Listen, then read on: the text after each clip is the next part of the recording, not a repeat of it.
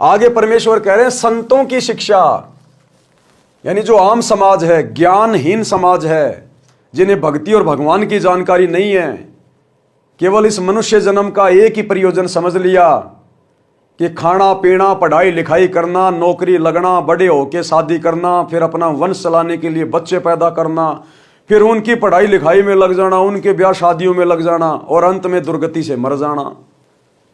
तो संत क्या शिक्षा देते हैं? संत हमें क्या बताते हैं? संतों की शिक्षा, एक गांव का व्यक्ति पहली बार श्री नानक देव जी के पास गया।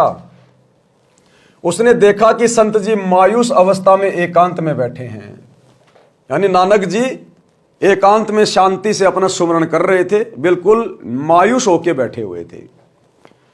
उस आदमी ने सतनाम वाहिगुरु बोला। श्री नानक जी ने भी उत्तर दिया, भोजन करवाया, ज्ञान विचार सुनाए, वह व्यक्ति चला गया। एक दिन फिर वही व्यक्ति आया और बोला कि महाराज जी, आप कभी खुश दिखाई नहीं देते, क्या कारण है? संत नानक जी ने कहा कि ना जाने काल की कर डारे, किस विध डल जा पाशावे, और जिना दे सिर ते मौत खुड़क दी, उन्हानू केड़ा हाशावे। नानक जी ने क्या बताया उस आदमी को कि भाई मैं यहां पर खुशी किस बात की मनाऊं? मुझे तू बता दे, मैं किस बात की खुशी मनाऊं? क्या यहां है कोई ऐसी वस्तु जिसको प्राप्त करके खुशी मनाई जाए? जब एक दिन मुझे मरना है, मेरे पूरे परिवार को मरना है, मेरे बच्चों को भी मरना है, मेरे पोता पोती को भी मरना है, तो मैं खुशी मनाऊं किस बात की भाई? यहां तो सब मिट्टी के पुतले हैं, नश्वर हैं, और भक्ति करने के लिए मुझे शरीर मिला है। भक्ति मुझे मेरे गुरु से, उस कबीर भगवान से मिल गई, ढाणक से, काशी वाले जुलाई से मिल गई। अब मैंने तो भक्ति करनी है। अब मुझे तो इस बात की चिंता है कि मेरा शरीर छूटने से पहले मेरी भक्ति अधूरी ना रह जाए। ये परमात्मा, मेरा वो मौत का समय आने से पहले पहले मेरी भक्ति पूरी हो जाए। अगर मेरी भक्ति अधूरी रह गई तो फिर से मुझे यही जन्म लेके आना पड़ेगा, और ना जाने गधा बनूंगा या कुत्ता बनूंगा, या किस परिवार में जन्म लूंगा, कैसे कैसे कष्ट भोगूंगा। तो मुझे तो मेरा आने वाला समय दिखाई दे रहा है, आने वाला भविष्य दिखाई दे रहा है। अरे इस काल की दुनिया में जहां आए दिन किसी का बेटा मर रहा है, किसी की बेटी मर रही है, किसी का पूरा परिवार एक्सीडेंट में मर रहा है, भूकंप में गांव का गांव मर रहा है, आग लगी पड़ी है यहां पर, और तू कह रहा है कि मैं खुशी मनाऊं। तो नानक जी ने कहा, ना जाने काल की कर डारे, किस विध डल जा पाशावे। ये काल 21 ब्रह्मांड का स्वामी, दुर्गा का पति, ब्रह्मा विष्णु महेश का बाप, जिसने अपने स्वार्थ के लिए हम सबको भेड़ और बकरियों की तरह, जिस प्रकार कसाई अपने बाड़े में भेड़ बकरियां रखता है काटने के लिए, हम सबको इस प्रकार से उसने रोक के रखा है यहां। तो भैया, ना जाने काल की कर डारे, किस विध डल जा पाशावे। एक सेकंड में यहां पर क्या आपत्ति आ जाए। और कहते, जिना दे सिर ते मौत खुड़क दी, उनानू केड़ा हंसावे। जिस व्यक्ति के सर के ऊपर, गर्दन के ऊपर कच्चे धागे से तलवार लटका के रख दी जाए, क्या वो व्यक्ति हंस सकता है? उसको तो पल पल चिंता रहेगी कि हे भगवान, कच्चे धागे से तलवार लटक रही है गर्दन पे, ना जाने कब टूट जाए। वो तो प्रार्थना करता रहेगा भगवान से, बचाइयो परमात्मा बचाइयो। वो व्यक्ति कभी खुशी नहीं मना सकता। तो ना जाने कब यहां पर ये काल की तलवार चल पड़े, कब मौत आ जाए, कब वो मेरा चलने का समय आ जाए। तो भाई, मैं तो अपने परमात्मा की भक्ति करता हूं। मेरे गुरुजी ने, कबीर जी ने, काशी वाले ढाणक ने, जुलाहे ने, जो पूरी सृष्टि को रचता है, मैं तो उसके दिए गए मंत्रों का जाप करता हूं, जो मुझे बेई नदी पे मिला था सुल्तानपुर में, और जो मुझे सचखंड लेके गया था। मैं तो उनका मंत्र जाप करता हूं भाई। मैं तो अपने भविष्य को सोच सोच के चिंतित हूं। तो नानक जी ने कहा, ना जाने काल की कर डारे, किस विध डल जा पाशावे, और जिनाते सिरते मौत खुड़क दी, उनानू केड़ा हाशावे। भावार्थ, संत नानक जी ने कहा कि हे भाई, इस मृत्यु लोक में सब नासवान हैं, पता नहीं किसकी जाने की बारी कब आ जाए। अरे आप और हम तो सामान्य जीव हैं, सामान्य व्यक्ति हैं, श्रीमद् देवी भागवत पुराण 3रा स्कंद, श्री विष्णु जी अपनी माता दुर्गा से कह रहे हैं कि माता आप त्रिदेव जननी हो, यानी हम तीनों देवताओं की माता हो, और हम तो आपके अधीन होके सारा कार्य कर रहे हैं। हमारा तो आविर्भाव यानी जन्म और तिरोभाव यानी मृत्यु हुआ करती है। हम अविनाशी नहीं हैं, आप नित्य हो। बताओ, जब यहां पर ब्रह्मा विष्णु महेश भी नाशवान हैं, उनकी भी जन्म और मृत्यु होती है, और कब हो जाए उनको भी नहीं पता, और उनको भी 84 लाख योनियों में तरह तरह के पशु पक्षी बनकर कष्ट उठाने पड़ते हैं। तो भाई फिर हम आम जीवों की क्या औकात है जो भक्ति ना करें और यहां पर खुशी मना के अपना यह अनमोल मनुष्य जीवन हम बर्बाद कर दें। और अगर हम खुशी भी मनाते हैं तो हम उस समय खुश होते हैं जब हम अपने गुरुजी के सत्संग में जाते हैं, जब हमें हमारे गुरुजी मिलते हैं, भाई हम उस समय प्रसन्न होते हैं। वो हमारा त्योहार है, वो सत्संग जहां पर संत इकट्ठे होते हैं, भगवान के दर्शन होते हैं, आपस में ज्ञान चर्चा होती है, वो है हमारा असली त्योहार। हम उस दिन खुशी मनाते हैं। बाकी इस काल के लोक में खुशी मनाने के लिए हमारे पास और कोई भी ठोस वजह नहीं है।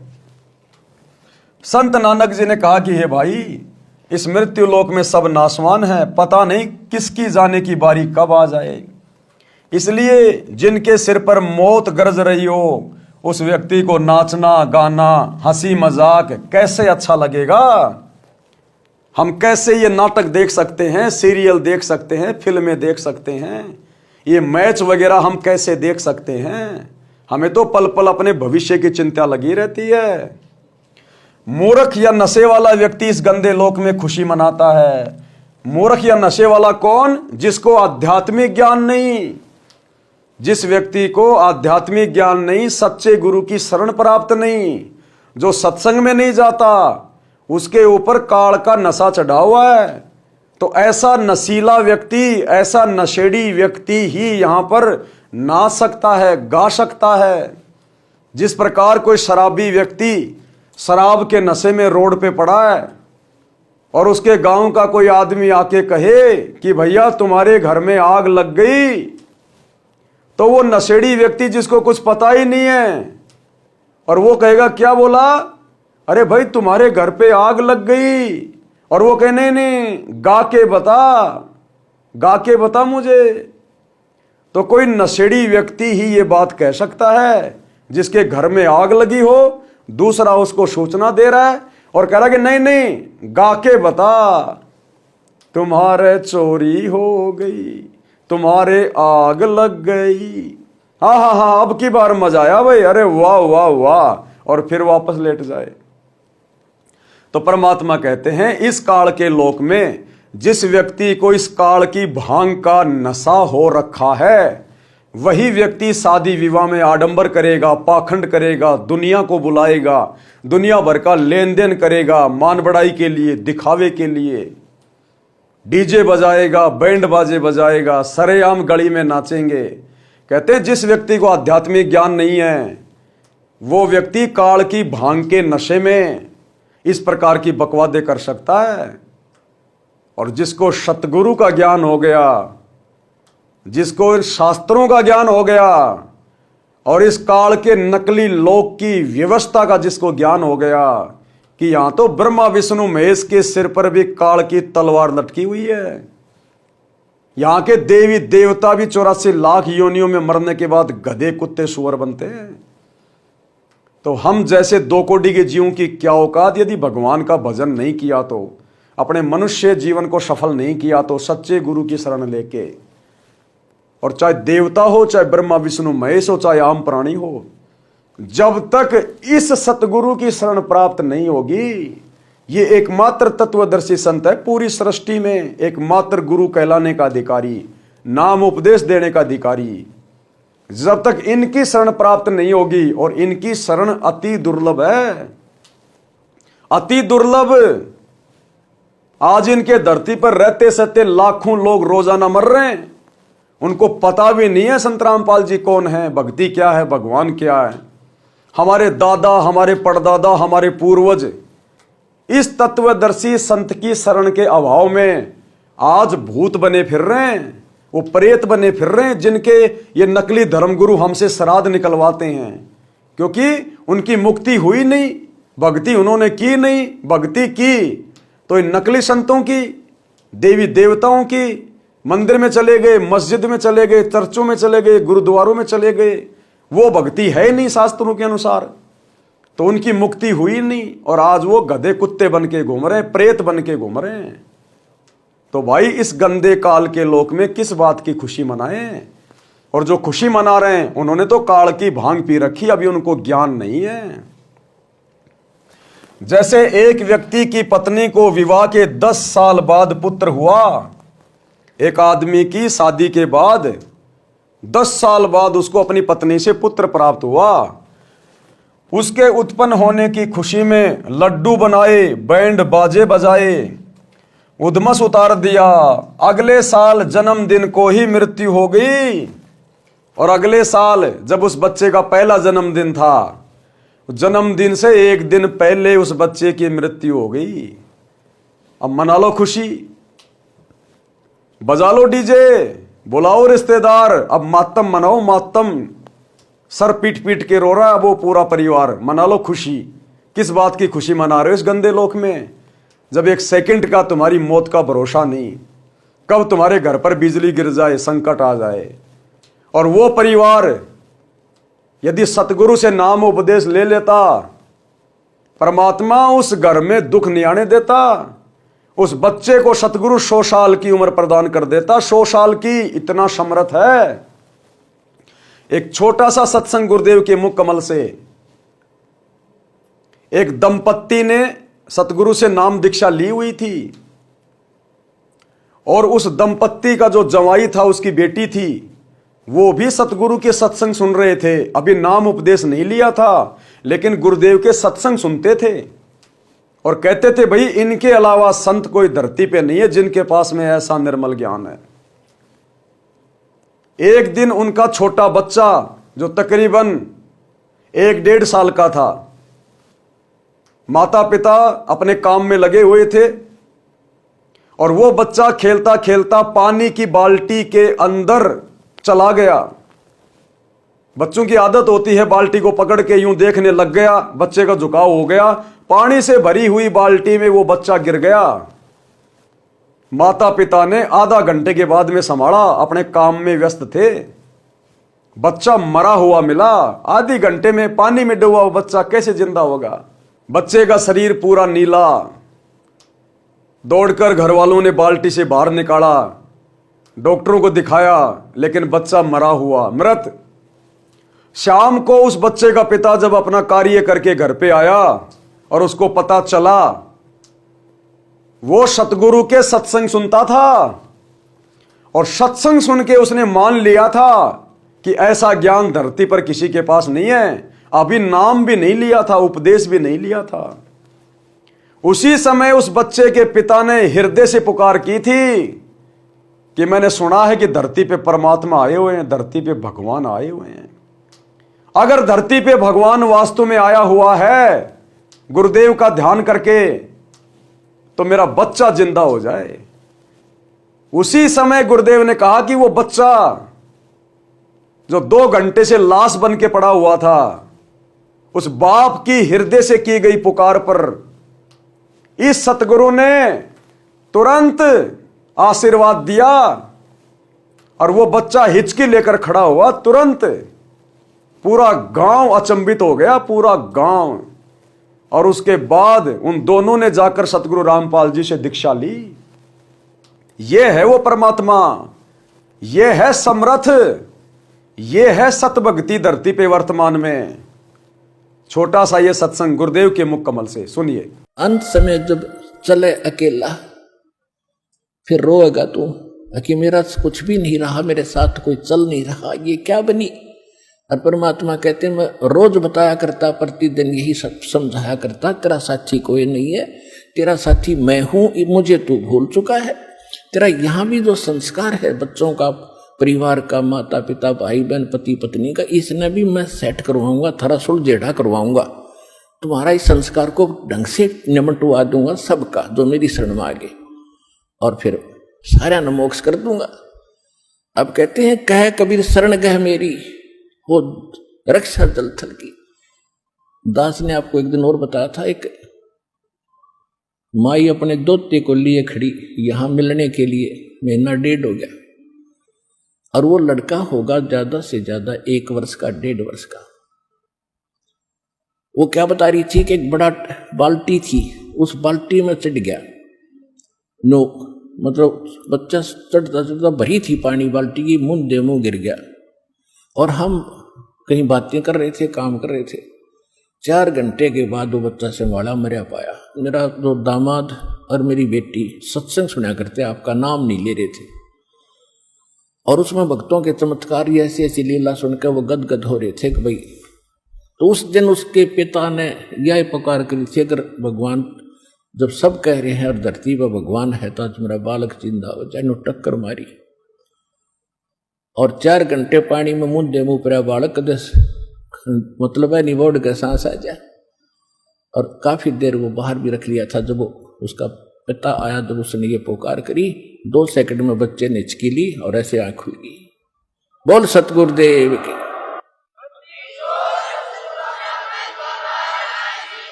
फिर डॉक्टर के पास ले गई, हिसार बता रहे थे। उसके बाद वो मिले नहीं हमें। फिर वो लड़के को लेकर आ रहे थे जी, सारा परिवार ने आज नाम भी ले लिया। देखो कहते हैं कह कबीर शरण गए मेरी। जब उन्होंने हृदय से ये मान रखा था कि संत है तो ये है, आ नहीं पा रहे थे। अब यहाँ लाने का तरीका भी उन्होंने अपनाना पड़ा। अब जैसे इस काल ने के कर रखा अपने साथ, यूं यहाँ नहीं आने देता और बाकी कितना ले जाए इसने। तो भाई और बहनों, आप और हम किस बहम में बैठे हैं यहाँ पर? किस बात की उम्मीद में जी रहे हैं हम? ये मनुष्य जन्म केवल परमात्मा प्राप्ति के लिए मिला, दूसरा इसका प्रयोजन नहीं है।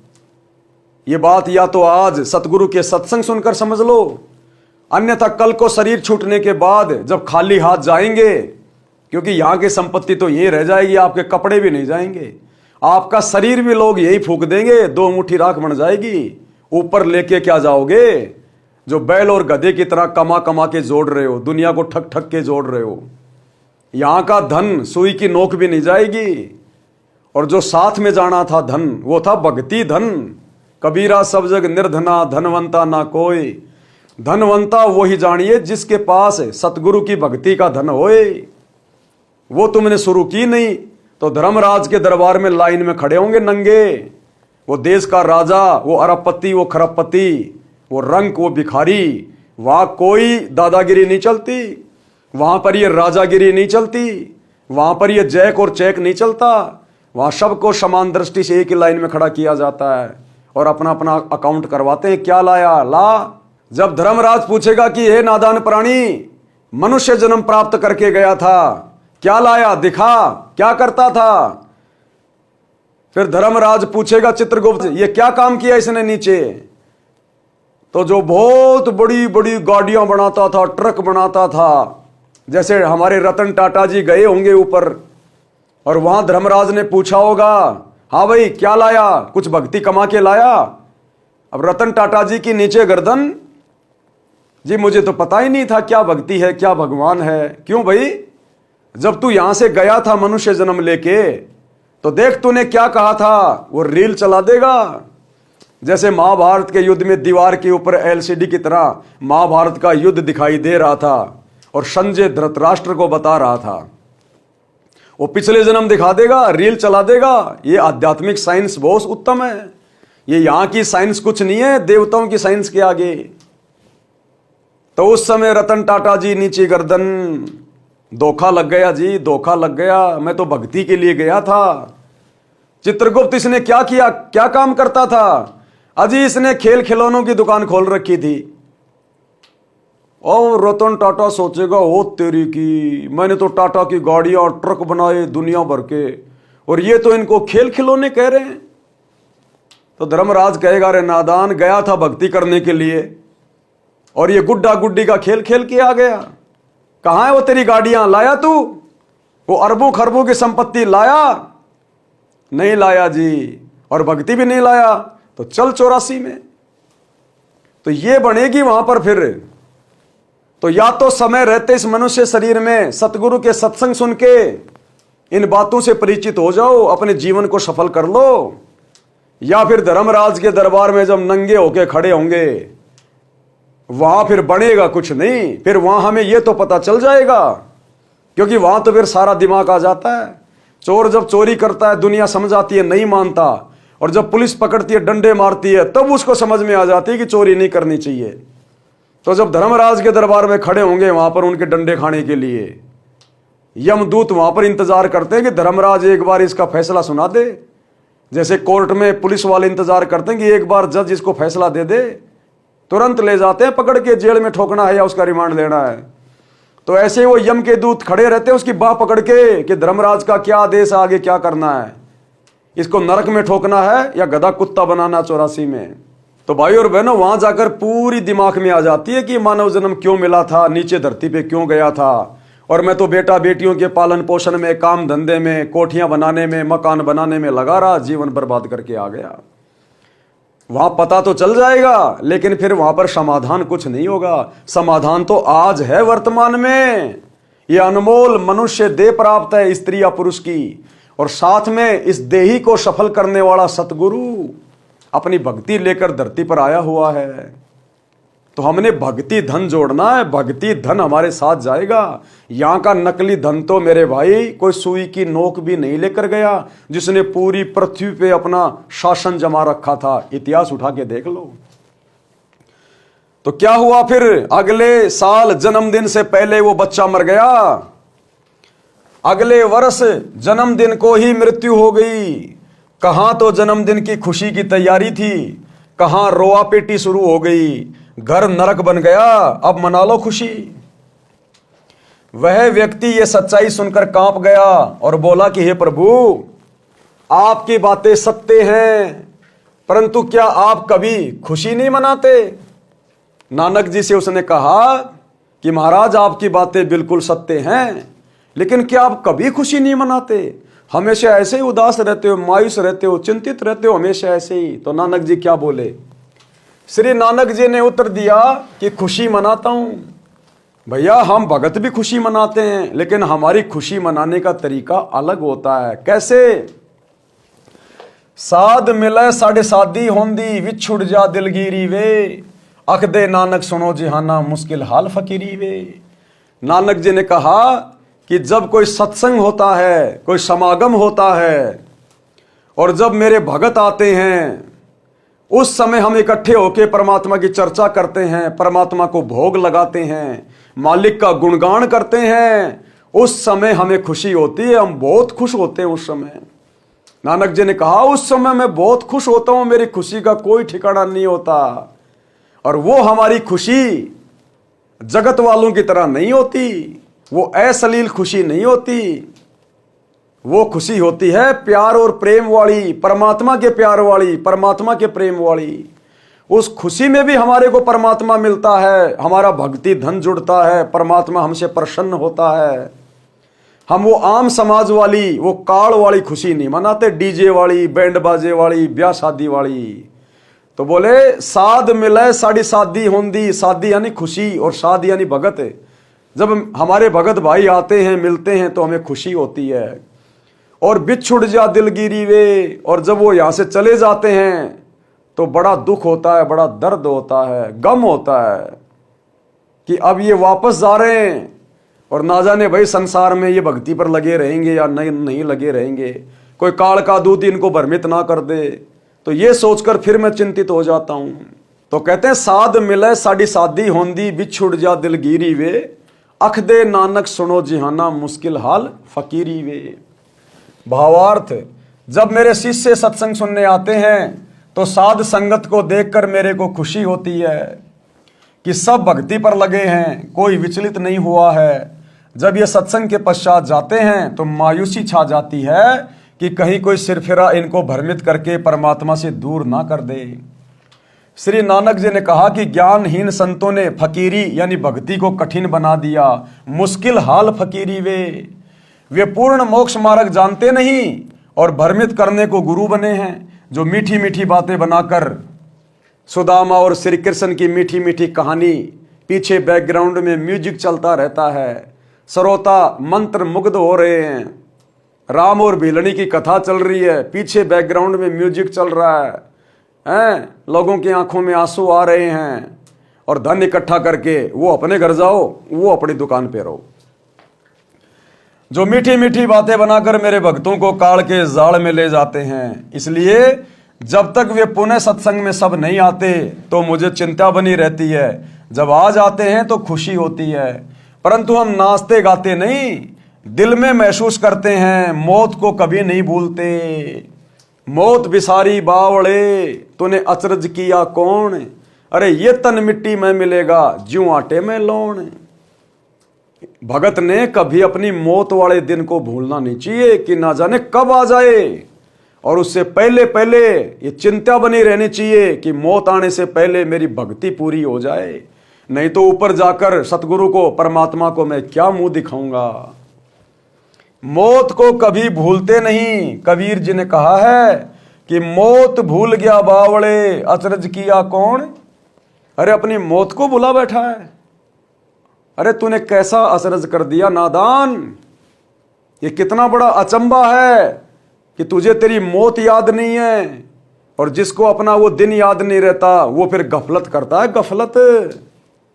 तो ये दुनिया में जितने भी प्रकार के आडंबर हैं, पाखंड है, नाचना गाना, शादी विवाह, त्योहार, ये लोग इसलिए झूठी खुशी मना रहे हैं क्योंकि इनको अपनी वो मौत वाला दिन दिखाई नहीं दे रहा, और वो मौत वाला दिन दिखाई देगा सतगुरु की भक्ति में आने से, सतगुरु की शरण में आने से, फिर हमें ज्ञान होगा। मौत बिसारी मूर्खा अचरज किया कौन, ये तन मिट्टी में मिल जाएगा ज्यों आटे में लौण। जैसे आटे के अंदर नमक डाल दिया जाता है, वो दिखाई भी नहीं देता, ऐसे मिल जाता है। तो ऐसे ही ये तेरा शरीर एक दिन जिसके ऊपर तू फूला नहीं समा रहा, मान बड़ा ही अहंकार में घूमा घूमा फिर रहा है, धरती तोल रहा है, 2 पैसे जेब में क्या आ गए, सरपंच क्या बन गया, एमएलए मंत्री क्या बन गया, धरती तोल बैठा तू कि मेरे समान कोई दूसरा नहीं है। परमात्मा कहते हैं ना जाने कौन से दिन तेरी वो मौत आ जाएगी, और तेरा ये शरीर जो तू पहलवानी दिखा रहा है, जिम में जा जाके अपने आप को पता नहीं क्या समझ रहा है, कहते हैं ये ऐसे मिट्टी में मिल जाएगा जैसे आटे में नमक मिला दिया जाता है, दिखाई भी नहीं देता, 2 मुट्ठी राख बन जाएगी अंत में। शब्दार्थ, हे मूर्ख मानव, तूने कैसा आश्चर्य कर रखा है कि मृत्यु को भूला है।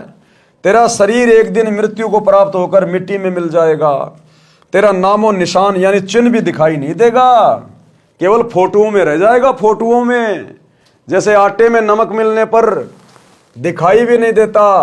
भावार्थ है कि मृत्यु का दिन भूलकर ही मनुष्य, स्त्री या पुरुष अपने स्वार्थवश गलतियां करता है और संसार में बेफिक्र रहता है। यदि मृत्यु याद है तो मानव कभी पाप व गफलत नहीं कर सकता। जिसको अपनी मौत का दिन याद रहता है ना कि भाई एक दिन यहां से जाना भी है, यहां तो सदा ना कोई रहा ना कोई रहेगा, मेरे से पहले मेरा बाप था वो भी गया, उससे पहले उसका बाप था, उससे पहले उसका बाप था, और वो भी इसी प्रकार से धरती तोल रहे थे, पता नहीं क्या समझ रहे थे अपने आप को कि हम तो सदा ऐसे रहेंगे, ऐसे ही मौज करेंगे। लेकिन आज उनका नामो निशान भी नहीं है, नामो निशान भी। तो इसी प्रकार एक दिन मेरा भी नंबर आएगा, मैंने भी जाना है। मेरे बाप दादा परदादा क्या ले गए, मैं भला क्या लेके जा सकता हूं, मुझे भी ऐसे ही जला दिया जाएगा। ये मेरा शरीर 2 मुट्ठी राख बनेगा, फिर इस पे गधे लोट लगाएंगे। तो जिस व्यक्ति को अपनी मौत याद रहती है कि भाई मरना भी है, और मरने से पहले शुभ कर्म कर लो क्योंकि ऊपर जाकर हिसाब भी देना है परमात्मा को। लेकिन भाई और बहनों, ये मौत उसी को याद रहेगी जो सतगुरु की शरण में आएगा, जो सतगुरु के ज्ञान से परिचित होगा। वैसे मौत याद नहीं रहती आदमी को। वैसे तो आम संसार में लोग मरते हैं, गांव वाले रिश्तेदार उसको फूकने जाते हैं, और जब तक वहां शमशान घाट में रहेंगे, जब तक वो जल नहीं जाता, तब तक तो 10 मिनट बैठ के आपस में बात करेंगे, देख भाई ये क्या ले गया साथ में, भाई हमने भी ऐसे जाना एक दिन। और जैसे ही शमशान घाट से आएंगे उसके बाद में वही दुनियादारी, अरे अब की बार कौन जीतेगा, अरे ना भाई बीजेपी जीते, अरे नहीं नहीं, अरे कांग्रेस जीतेगी, और फलाना न्यू कह रहा था, फलाना न्यू कह रहा था, फिर वही दुनियादारी की बातें। तो आम संसार को, जिनको आध्यात्मिक ज्ञान नहीं, सतगुरु की शरण नहीं, उनको अपनी मौत केवल 5 या 10 मिनट के लिए, साल 2 साल में दिखाई देती है, जब उनके घर का कोई सदस्य या गांव का कोई व्यक्ति मर जाता है तो, और वो भी शमशान घाट तक है। और जो भगत होता है, जिसने उपदेश ले लिया, गुरु का ज्ञान ले लिया, उसको सदा अपनी आंखों के सामने अपनी मौत दिखाई देगी कि भगत जी ना जाने कब जाने का समय आ जाएगा। ये बेटा बेटी, कार कोठी, जमीन जायदाद, माता पिता, भाई बंधु, समाज, कुछ साथ नहीं जाएगा। वहां जाकर कर्मों का हिसाब देना पड़ेगा। अगर भक्ति नहीं करी तो परमात्मा गधा बनाएगा। आज मनुष्य शरीर में सुख नहीं है, 84 में जाऊंगा, 24 घंटे कुम्हार के नीचे रहूंगा, 2.5 मन का बोरा पीठ पे होगा, ऊपर से मारेगा लठ, फिर क्या मिला? तो वो व्यक्ति डर के भक्ति करेगा, अपने जाने वाले दिन को याद रख कर। तो ये मौत भी केवल भक्तों को दिखाई देगी, जगत को दिखाई नहीं दे सकती। तो क्या कह रहे परमात्मा? भावार्थ है कि मौत का दिन भूलकर ही मनुष्य यानी स्त्री या पुरुष स्वार्थवश गलतियां करता है और संसार में बेफिक्र रहता है। आज ये जितने भी लोग बड़े बड़े सरकारी पदों पर बैठकर जो रिश्वत ले रहे हैं, लोगों को दुखी कर रहे हैं, लोगों के साथ में ठगी कर रहे हैं, आजकल ये साइबर फ्रॉड हो रहे हैं, लोगों को डरा धमका के और किस प्रकार से उनके अकाउंट से पैसे खाली करवा लिए जाते हैं। ये नादान आज तो अपने आप को बहुत बड़ा मान रहे हैं, अपने आप को सुखी महसूस कर रहे हैं कि बैठे बैठे लोगों को ठग रहे हैं झूठ बोल के। अगले जन्म में जिन जिन को आप ठग रहे हो वर्तमान में, चाहे कोई अधिकारी, चाहे कोई एमएलए, चाहे कोई बहुत बड़ा मंत्री, चाहे कोई सरपंच या अन्य व्यक्ति, यदि वो ठगी कर रहा है, लूटपाट कर रहा है, 2 नंबर के काम कर रहा है, अगले जन्म में जिन जिन का पैसा वो लूट रहा है, उनके घर में गधा बन के उतारना पड़ेगा।